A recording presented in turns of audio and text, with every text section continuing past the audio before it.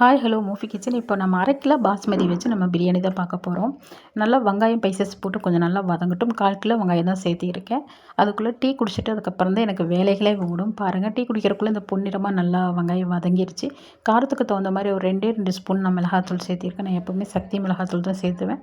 ஏன்னா அது கொஞ்சம் கலர்ஃபுல்லாகவும் இருக்கும், கொஞ்சம் காரமும் தகுந்த மாதிரி இருக்கும். 1/2 கிலோ அரிசிக்காக இஞ்சி 50 கிராம், பூண்டு 50 கிராம் சேர்த்திருக்கேன். எப்போவுமே பார்த்துட்டிங்கன்னா மசாலா வந்து சிக்கன் பிரியாணிக்கு கொஞ்சம் அதிகமாக சேர்த்திக்கிட்டு கொஞ்சம் நல்லாயிருக்கும். ஆனால் 50 கிராம் இஞ்சி 50 கிராம் பூண்டு தாராளமாக நீங்கள் சேர்த்திக்கலாம். இதையும் போட்டு நம்ம லைட்டாக வதக்கி விட்டுடலாம்.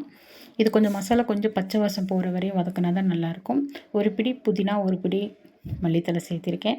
அதுவும் அது நல்லா வந்து இந்த மசாலாலேயே கொஞ்சம் வதங்கினா தான் ஃப்ளேவர் நல்லாயிருக்கும். அதுக்கப்புறமா பார்த்துட்டிங்கன்னா ஒரு 4 பச்சை மிளகா அது கூட சேர்த்திருக்கேன். 1/2 கிலோ அரிசிங்கிறதுனால 4 பச்சை மிளகா சேர்த்திருக்கேன். 1/4 கிலோ பெரிய பெரிய தக்காளி சேர்த்திருக்கேன். பெரிய பெரிய தக்காளி தான். அது கொஞ்சம் நல்லாவே வதங்கட்டும். தக்காளி வந்து இது ரொம்பவே வந்து நல்லா வதங்கணும், இந்த பிரியாணிக்கு தேவையில்லை.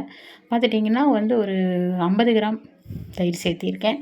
அந்த தயிரையும் போட்டு இது கூட கொஞ்சம் நல்லாவே இலக்கி விட்டுருங்க. தயிரோட இதெல்லாம் வந்து நமக்கு தெரியாத அளவுக்கு. அப்புறமா பார்த்துட்டிங்கன்னா ஒரு 1/2 கிலோ தான் நான் சிக்கன் எடுத்திருந்தேன். 1/2 கிலோ ரைஸ், 1/2 கிலோ சிக்கன் போட்டிருக்கேன்.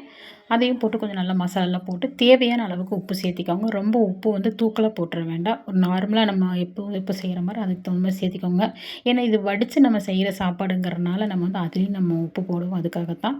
அப்புறம் பார்த்திங்கன்னா ஒரு 1/2 லெமன் நான் போட்டிருக்கேன். அந்த லெமனையும் அதில் ஊற்றிக்கிறேன்.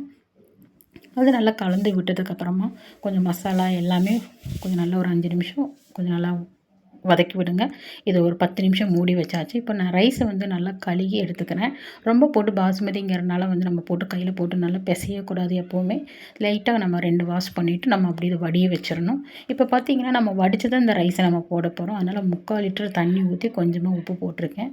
இது கொஞ்சம் நல்லா கொதிக்கட்டும். இதுலேயே நம்ம உப்பு செக் பண்ணிக்கலாம்.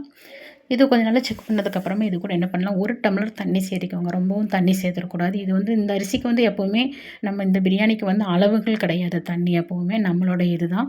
இந்த லைட்டாக பாருங்கள், இந்த 1 கிளாஸ் தண்ணி வந்து இந்த அளவுக்கு நமக்கு கறி முங்குற அளவுக்கு இருந்தால் போதும். இது அதுக்கப்புறமா இது கொஞ்சம் கொதிச்சிட்ருக்கட்டும். இந்த தண்ணியில் வந்து நல்லா ஹீட்டில் கொதிக்கட்டும். இது கொதிச்சதுக்கப்புறமா பார்த்துட்டிங்கன்னா இது மூடி வச்சுருவோம் 10 நிமிஷம். இப்போ பார்த்துட்டிங்கன்னா அதுக்குள்ளே ரைத்தா பண்ணிக்கலான்னு சொல்லி நான் தயிர் சட்னி செய்ய ஆரம்பிச்சிட்டேன். தயிர் சட்னி பார்த்துட்டிங்கன்னா இந்த அளவுக்கு எனக்கு போதும். நாங்கள் 2 பேருங்கிறனால அளவாக தானே செஞ்சுக்கிட்டேன். இப்போ அரிசி நல்லா வடிஞ்சு தண்ணியெலாம் வற்றிருச்சு. வந்து பார்த்தோம்னா இப்போ தண்ணியும் நல்லாவே வந்து நம்ம வச்சுருந்த தண்ணி நல்லா கொதிக்குது. இன்னும் கொஞ்சம் நல்லாவே கொதிக்கட்டும். கொதிச்சதுக்கப்புறமா பார்த்துட்டிங்கன்னா நம்ம கழுவி வச்சு இந்த வடித்து வச்சுருந்தீங்களா ரைஸு, அதை தூக்கி நம்ம இது கூட சேர்த்திக்கலாம். இப்போ வந்து நம்ம அது போட்டதுக்கப்புறம் போட்டு கெண்டவோ கிளறவோ எதுவுமே கூடாது. போட்டு இலக்கவெல்லாம் கூடாது. இலக்குச்சுன்னு சொன்னால் இதில் வந்து நம்ம பார்த்திங்கன்னா உடஞ்சி ஆரம்பிச்சிடும் ரைஸு. அதனால் இந்த அளவுக்கு நமக்கு பார்த்ததுக்கப்புறமா உப்பு செக் பண்ணிக்கோங்க. உப்பு செக் பண்ணதுக்கப்புறமா வந்து இதில் வந்து கொஞ்சம் உப்பு கொஞ்சம் தூக்கலாக தான் இருக்கணும். ரொம்ப இல்லை, ஓரளவுக்கு தூக்கலாக இருக்கணும். இந்த உப்போட கண்டிஷன் வந்து கொஞ்சம் நம்ம பார்த்து தான் இது பராமரித்து செய்யணும். அதுக்குள்ளே நான் வந்து டிவி வந்து கரண்ட்டு போயிடுச்சு. டிவி ஆன் ஆகிடுச்சு. அப்புறம் அதை சவுண்டு கம்மி பண்ணி வச்சுட்டு ரைஸை வந்து பார்த்தேன். பாருங்கள், இந்த அளவுக்கு ரைஸ் ஓரளவுக்கு இருக்குது. இது எப்போவுமே வந்து இந்த ரைஸ் வந்து நம்ம 3/4 அளவுக்கு வந்து நம்ம வடிக்க ஆரம்பிச்சிடணும். ஃபுல்லாகவே வேக வச்சிருக்கக்கூடாது. அதுக்குள்ளே பார்த்துட்டிங்கன்னா நம்ம தண்ணி ஊற்றினப்போ இந்த கறியிலலாம் மசாலாலாம் கொஞ்சம் நல்லா ஸ்மெல்லு பயங்கரமாக இருந்துச்சு. சூப்பராக இருந்துச்சு. அப்புறம் பார்த்துட்டிங்கன்னா அரிசி பாருங்கள், இன்னொரு வாட்டி பார்க்க நல்லா கொதிக்க ஆரம்பிச்சிருச்சு. இப்போ எடுத்து பார்த்தேன், அரிசியை பார்த்தா நல்லா நீளமாக ஓரளவுக்கு வந்துருச்சு. இப்போது வடிச்சிட்டு நான் உங்களுக்கு காட்டுறேன். வடித்ததுக்கப்புறமா எப்படி இருக்குதுங்கிறத சொல்கிறேன். இது எப்போவுமே இது வடித்ததுமே நம்ம என்ன பண்ணணும்னா, தண்ணி வந்து இதில் கொஞ்சம் நம்ம பத்திரமா அந்த தண்ணி எடுத்து வச்சுக்கணும். இந்த வடித்த தண்ணி தான் நம்ம அதில் சேர்த்த போகிறோம். அதனால் இதை அப்படியே வச்சுருக்கோங்க. வடித்ததுமே நம்ம பார்த்துட்டு சிக்கன் திறந்து பார்த்ததுமே நம்ம அதை சிம்மில் வச்சதுக்கப்புறம் இந்த நம்ம வடித்து வச்ச ரைஸை இந்த அளவுக்கு நம்ம மேலாகத்தான் போட்டுக்கணும். போட்டு கிண்டக்கூடாது. அந்த அடியில் வந்து நமக்கு கறி மசாலாலாம் இருக்கும். இப்போ பார்த்துட்டிங்கன்னா நம்ம அந்த வடித்த தண்ணியிலே எடுத்து நம்ம வேணுங்கிற தண்ணி நம்ம சேர்த்த போகிறோம். தண்ணி சேர்த்துறது எப்படின்னு பார்த்துட்டிங்கன்னா, ஓரளவுக்கு வந்து நம்ம ரைஸும் தண்ணியும் வந்து ஓரளவுக்கு முங்குற மாதிரி இருக்கணும்.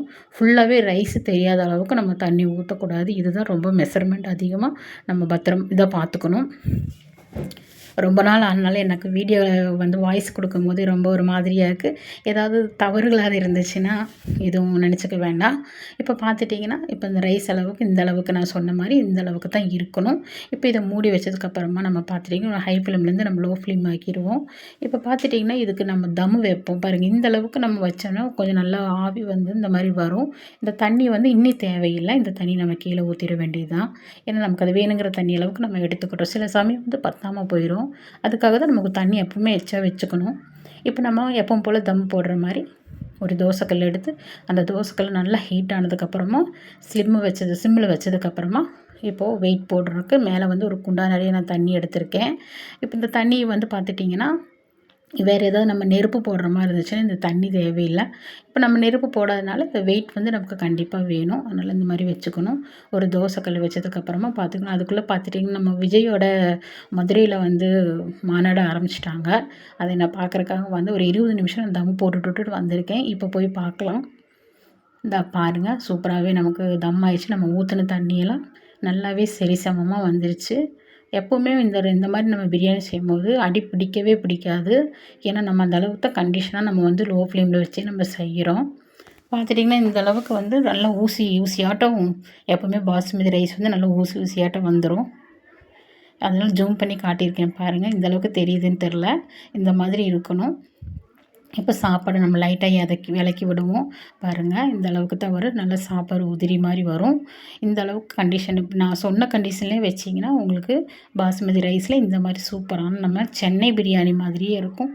சென்னையில் போனால் நமக்கு கத்திரிக்காய் சட்னி இதெல்லாம் வச்சு கொடுப்பாங்க. அதே மாதிரியே வந்து சூப்பராக இருக்கும். இந்த மாதிரி தான் வந்திருக்கு எனக்கு பிரியாணி. பாருங்கள், சாப்பாடு பாருங்கள். ஒவ்வொரு அரிசி நல்லாவே நீளமாக வரும். இப்போ நம்ம உட்காந்து அந்த அளவுக்கு அரிசியோட குவாலிட்டி வந்து எனக்கு தெரியல. நல்லா பாசுமதியில் செய்யணும்னு சொல்லி ஆனால் அப்பவும் சூப்பராக தான் வந்திருக்கு. கொஞ்சமாக ரைத்தா வச்சுட்டு நான் சாப்பிட ஆரம்பிச்சிட்டேன். பாருங்கள், கறியெல்லாம் பார்த்துட்டிங்கன்னா நம்ம சிம்லேயே வச்சனால நல்லா வெந்திருக்கு. இப்போ சாப்பாடு எடுத்து காட்டுறேன் பாருங்கள், எப்படி இருக்குன்னு பாருங்கள். கறியெல்லாம் பாருங்கள் நல்லா சாஃப்டாக நல்லா வெந்துருச்சு. இப்போ பார்த்துட்டிங்கன்னா கறி சூடாக இருக்குது. என்னால் தொடக்கூட முடியல. அந்தளவுக்கு நல்லா சூடாக இருந்துச்சு. வீடியோ காட்டணுங்கிறனால தான் நான் எடுத்து காட்டினேன். சாப்பாடை பாருங்கள். சாப்பாடு சூப்பராக நமக்கு மசாலாவோட நல்லாவே வெந்து சூப்பராக உதிரியாக நல்லா வந்திருக்கு. கொஞ்சமாக ரைத்தா வச்சுட்டு நான் சாப்பிட்டுட்டு சொல்கிறேன். சூப்பராக இருக்குதுங்க. சாப்பாடும் நல்லா அருமையாக இருக்குது. இதே மாதிரி நீங்களும் செஞ்சு சாப்பிட்டு பாருங்கள். நம்ம பாஸ்மதியில் வந்து நம்ம குக்கரில் வைப்பாங்க, இல்லாட்டினா சட்டியில் வைப்பாங்க. அப்போ அவங்களுக்கு வைக்கும்போது சாப்பாடு ஒரு மாதிரி ஆயிரும்.